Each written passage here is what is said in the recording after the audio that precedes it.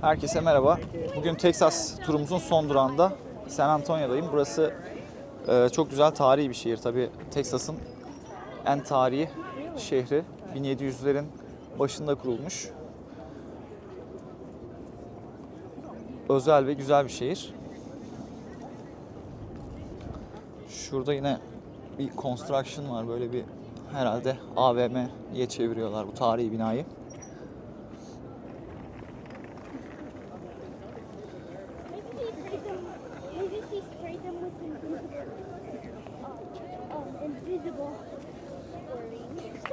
Hava dün 35 derece civarındaydı. Bugün 10 derecelere kadar düştü. Serin bir hava var, rüzgar var.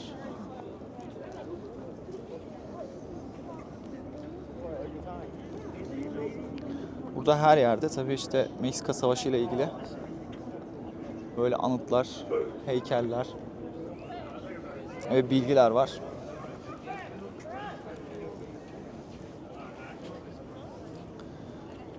Şuradan da geçmek istedim.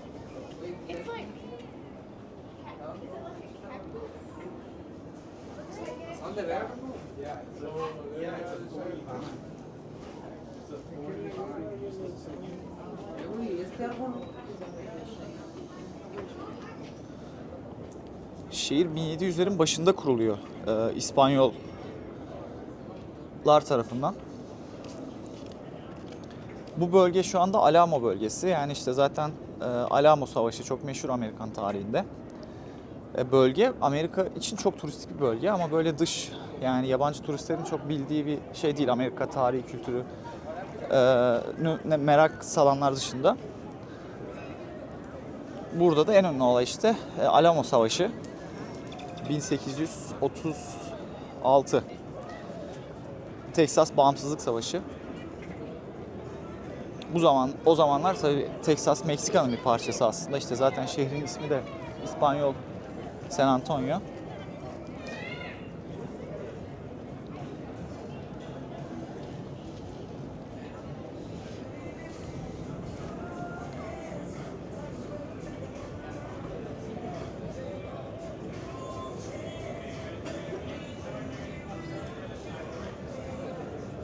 ...13 gün süren kuşatmayla Meksika ordusuyla işte isyancılar ve Amerikalı yerleşimciler savaşıyor.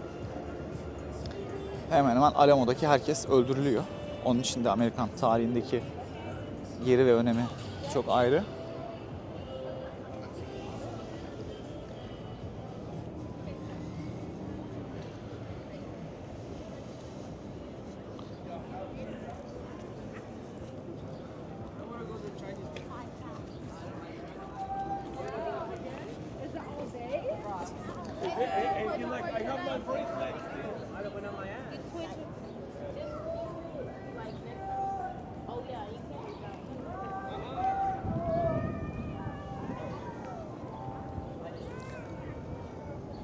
İşte doğu kısımda hep böyle daha İngiliz, Victorian olsun, farklı farklı tarzlar.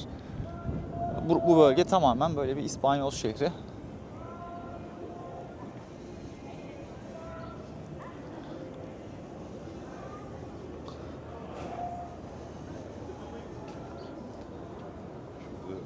Arkadaşlık işareti var. Amerika ile Meksika'nın hani dostluğunu işte anısına dikilen, evet, kırmızı olan San Antonio'nun simgesi. 1960'da dikmişler oraya. Şurası meşhur Fatçı, sana bahsettiğim. Hangisi? Şurası. Fatç diyorlar. Yani evet. işte helva gibi böyle birçok işte ceviz, ne bileyim, yer fıstığı, çikolata, bir şöyle bir... Aynen, bir gösterelim. Şu meşhur bir yer. Meşhur bir dükkan. Şu elma şekeri şeklinde var.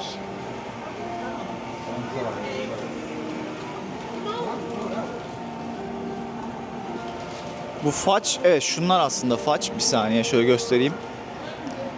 Bizim böyle helvayı andıran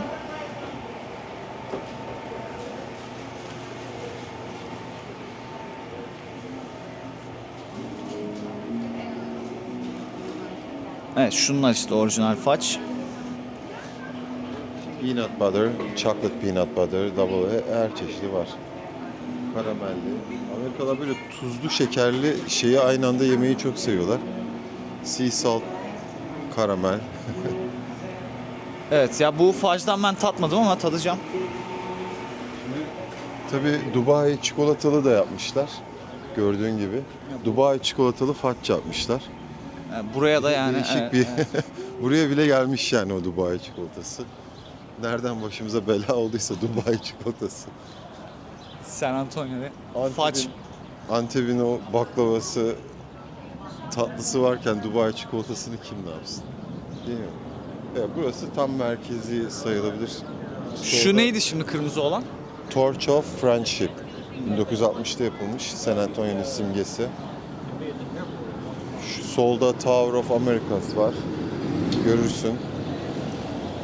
Orası da San Antonio'nun simgesi kulelerden. Şimdi ne tarafa gideceğiz? Aşağı Riverwalk'a inelim. Tamam.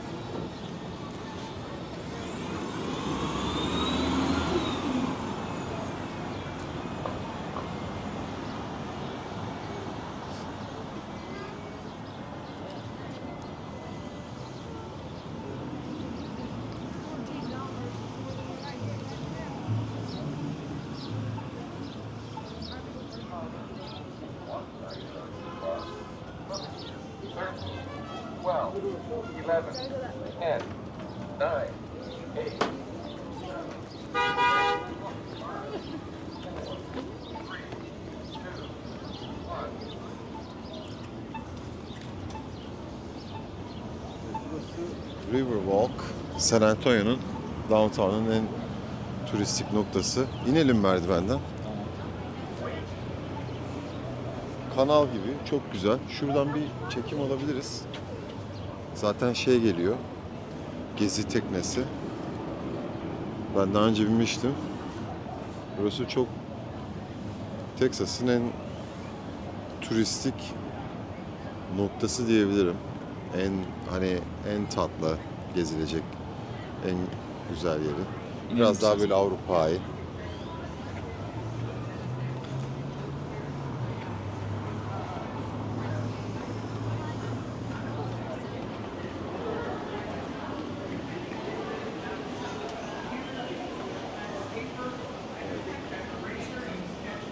Gezi turları. Bu bayağı böyle bir yuvarlak, yani yuvarlak gibi diyelim, hani çiziyor. Yapay bir kanal aslında. Aslında doğal da hani böyle işte binalarla güzelleştirmişler. Burada böyle restoranlar, işte barlar. Güzel bir gezi noktası. Ne yenir San Antonio'da? Ne yiyeceğiz bugün? Tex-Mex olabilir, steak olabilir. Her şey var. Yani bu Riverwalk'ta aklına gelebilecek. Mesela şurası Original Mexican Cuisine Cantina diyor. Bugün bir şey yiyeceğiz herhalde, Tex-Mex. Değil mi? Ne Evet. yiyecektik? Enchiladas olabilir. O bir tabak böyle, enchiladas. İçinde işte Meksika'nın böyle karışık tabağı gibi bir şey o.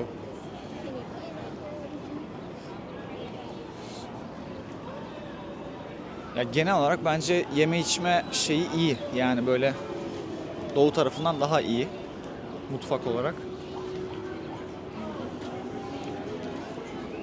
Ama bilmiyorum, overall Texas benim için şey, yani çok keyifli gezmesi. Hani ben sonuçta yeni yerler görmeyi, keşfetmeyi çok seviyorum ama böyle yaşar mıydım sorusunu kafamda soruyorum. Çok benlik değil. Ama gerçek Amerika'yı görmek isteyenler, özellikle büyük şehirler dışında da biz şimdi road trip yapıyoruz tabii arabayla. Yani çok değişik şeyler görüyoruz. Gerçekten insanların böyle gündelik yaşantıları falan farklı tamamen. Bir de son dönemde Türkler tarafından çok rağbet görüyor Texas. Yani işte ilk videoda da bahsetmiştik, Green Card özellikle çıkan o forumlarda falan genelde yazıyor işte nereye gideceğiz, Austin'e, Houston'a. Çünkü işte iklim falan daha ılıman olduğu için buraya geliyorlar ama çok yani uyum sağlamakta zorlanıyor Türkler buraya geldiği zaman. Hem iş olanakları bakımından hem hayat çok farklı. Maaşlar çok şey değil. Yani buraya bence böyle hazır bir işle Teksas'a göç edilecekse Ya edilmesi lazım. Şöyle düşünüyorlar. İşte kiralar uygun, iklimi ılıman, büyük şehirler.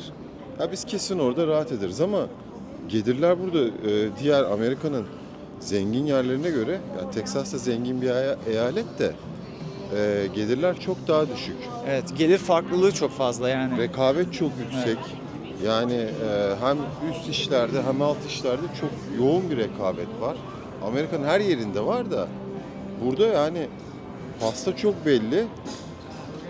O yüzden hani bu sefer kiraların görece düşük olması çok bir avantaj sağlamıyor yani. Ya ben yeni taşınan birine çok net Türkiye'den böyle göç edecek, dili falan çok iyi değil.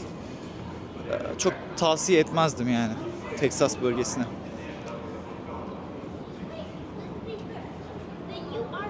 Ben her zaman söylüyorum, Türkiye'den bir yani belli bir eğitimli kitle, yani eğitimli kişiler Amerika'ya taşınacaksa bence daha demokrat eyaletleri, ya tam batı ya tam doğu düşünmeleri, hani kiralar evet biraz daha yüksek olabilir ama gelirleri de Şu manzara bir o çok kadar güzelmiş. yüksek olacak. Ben tabii San Antonio'ya hep böyle havalar güzelken yazın geldim. Şimdi bayağı serin şu an. Bakalım kaç dereceymiş. Benim şansım sanırım yani.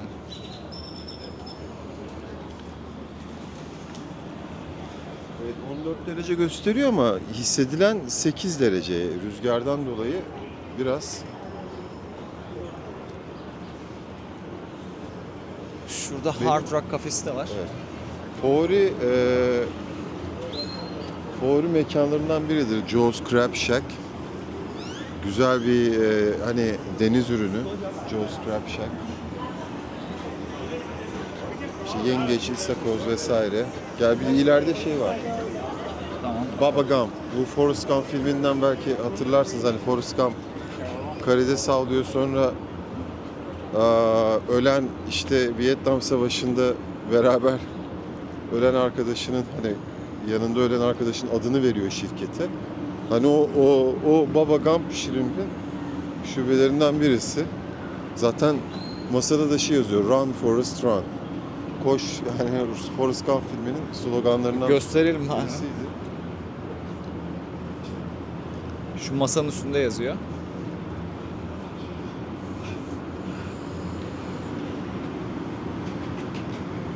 Güzel böyle karides. Şöyle karides kovaları var. Çok güzel. Yani Cajun shrimp, işte garlic bread yanında. Shrimp butter, garlic bread. Şu ben en sağ alttaki ne almıştım? Birayla güzel gidiyor.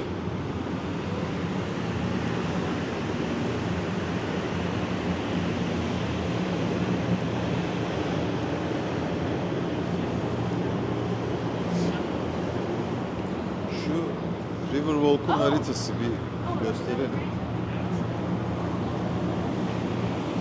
Biz nereden başladık şimdi? Alamo şu aşağıda. Evet. Biz şu taraftan başladık. Şöyle gidiyoruz şimdi. Şöyle bir yuvarlak çizeceğiz.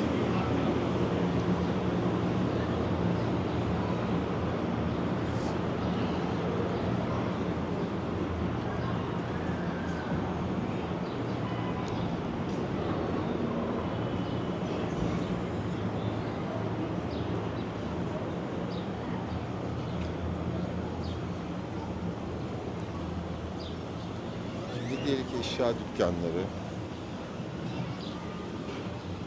kafeler, otel de var burada. Çok güzel. Yani bu Riverwalk'un direkt üzerinde de oteller var. Direkt böyle Riverwalk'a bakarak kahvaltı yapıyorsunuz falan.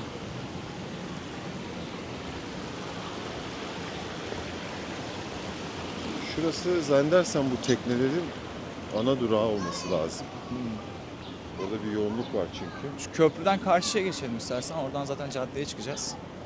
Caddeye Değil mi? Daha devam ediyor değil mi? daha burası? devam ediyor. Böyle devam ediyor. Tamam. Yuvarlak. Burayı göstermiş olduk. Biraz da şehirden yürüyelim eğer böyle downtown'un içindeysek. Yürüyelim.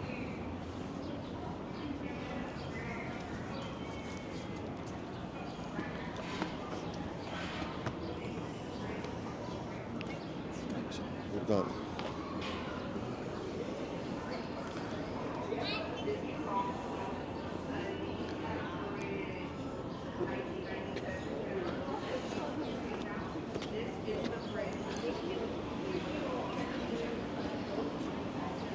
Şimdi Eren burada daha önce yaşadığı için işte Houston'da, Texas'ta biz tabii geldiğimizden beri böyle birçok Türk'le de tanıştık burada. Yani ben tanıştım. Eren'in önceden tanıştığı insanlar. Yani çok gerçekten çok değişik hayatlar, çok değişik hikayeler. Mesela işi varsa burada diyelim ki petrol mühendisi bir şey böyle tak diye iş bularak gelmiş. Çok rahat, çok seviyor mesela. Durumu çok iyi. Ama işte Green Card çıkmış mesela. Hiçbir plansız. Orada Türkiye'de işini gücünü bırakmış. Kesim genel olarak mutsuz yani. Çok şikayet ediyor her şeyden. O nedenle işte hani bu videoyu izleyen, burayı taşınmayı düşünen insanlar varsa bence düşünmeleri gereken şeyler çok fazla var. Bir tane isim vermeyeyim tabii de bir abiyle tanıştık. 63 yaşında şeyi anlatıyorum isim vermeden. Evet, Amerino benim favori dondurmacım o. 63 yaşında Green Card çıkmış. Yani her şey işte toplamış gelmiş Türkiye'den buraya. Ama orada hani Türkiye'de işte emekli maaşıyla evi var. Güzel bir hayat yaşarken böyle. Şu an evet. Eren bir işaret yaptı. Çok yani şey olmuş. DoorDash falan yapıyor o yaşta. Yani paket dağıtım işleri veya işte yolcu taşıma. Pek umduğunu bulamamış. Ama tabii Türkiye'deki bütün düzenini de bozmuş. Yani full şikayet durumundaydı. Evet, şu görüntü de çok güzel bence.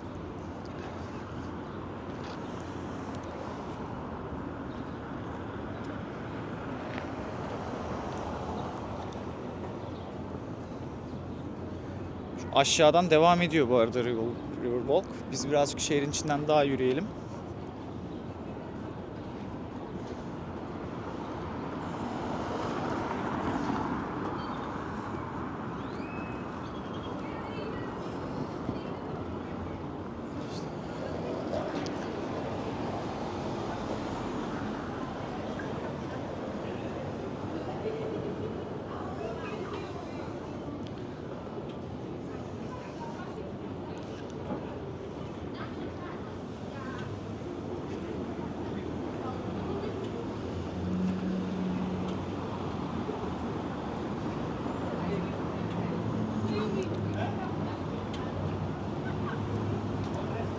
Şimdi 3 şehir arasından böyle bir şey de yapayım. Benim en az beğendiğim Houston oldu.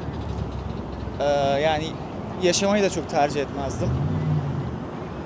Austin çok güzel bir şehir bence. Böyle işte genç nüfus fazla, hareketli, IT sektörün geliştiği, büyüyen. Ama burası da böyle çok tarihi. Yine çok güzel bir böyle havası var yani kendine has. Gezdiğim şeyler arasında yine en değişik şeylerden birisi burası. Yani şey yapardım büyük ihtimalle. Bu tarafa mı gidelim? Tamam. Austin ile San Antonio'yu biri paylaştırırım. Houston'da. Arka sıralarda.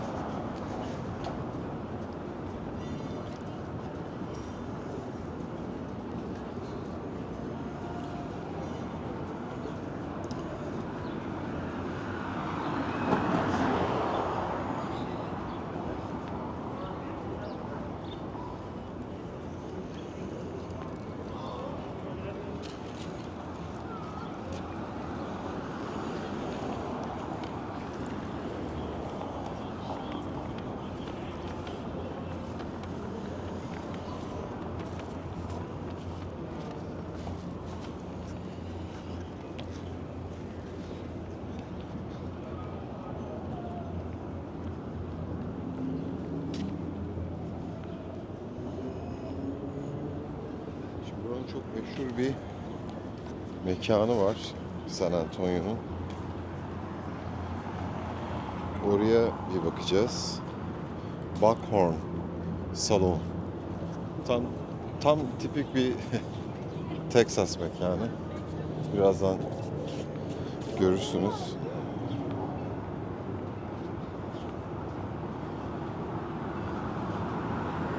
Şu sağımızdaki bina da kilise. St. Mary Kilisesi. 1850'de yapılmış. Tabii 1850 Amerika'ya göre eski ama şimdi Avrupa'ya göre falan yeni sayılıyor. Tabii biz böyle çok eski 1000 yıllık falan yapılara alıştığımız için yani burada hani bütün Amerika'nın genelinde ki hani yapılar işte 200 yıllık falan en tarihileri, yani 200 küsür yıllık. Geçebiliriz.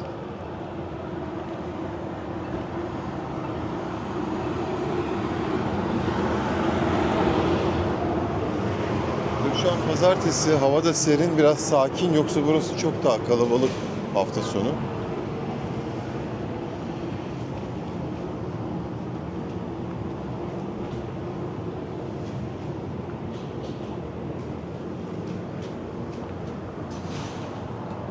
Buradan sağa dönelim.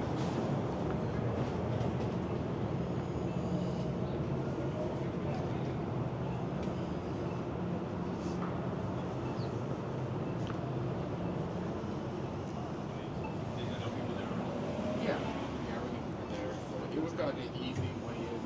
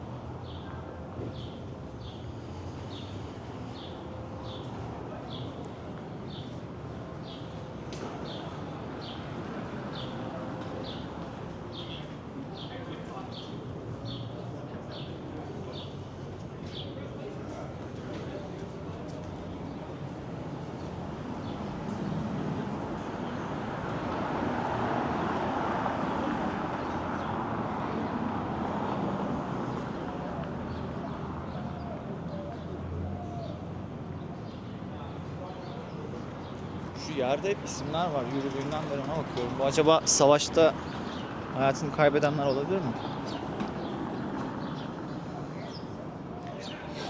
Evet.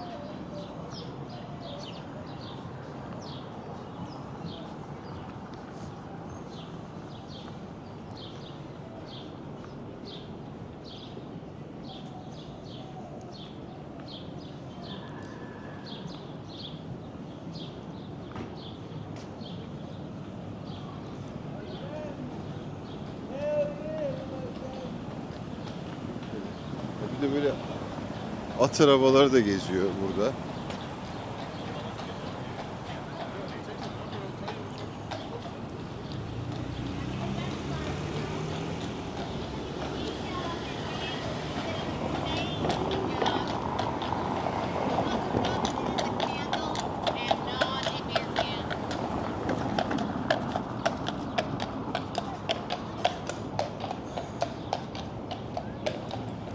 Tabii ben şahsen karşıyım hayvanların bu şekilde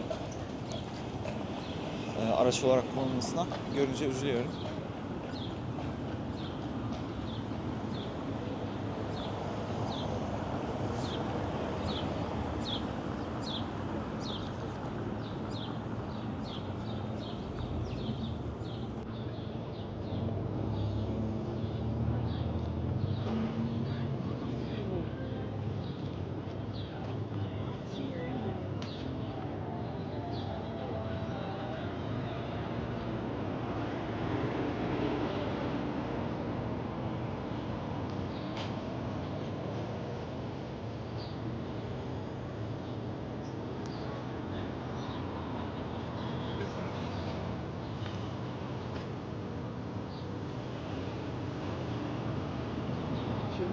bakalım diyor. Buckhorn burası. Texas Ranger Museum da var. Buckhorn. Bir içeri girip bakalım, gösterelim. Tamam. Burası nedir şu anda? Burası işte bir restoran, pub. Ama hani bak, orada hani şu hayvan figürleri, işte onların başları falan vesaire. Burası çok dolu oluyor normalde de, bugün boş tabii pazartesi.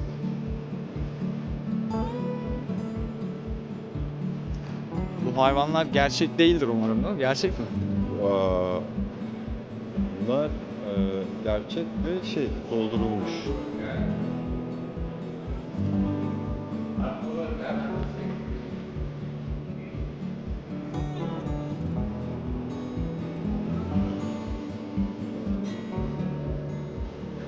Evet, ilginç bir mekan gerçekten.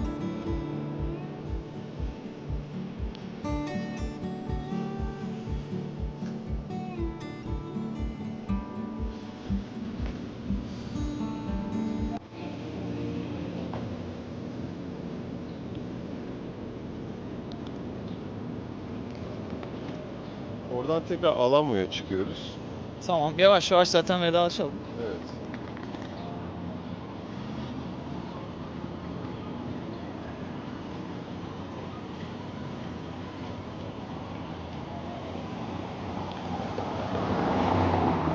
Güzel bir yürüyüş oldu. Çok teşekkür ederiz beraber eşlik ettiğiniz için.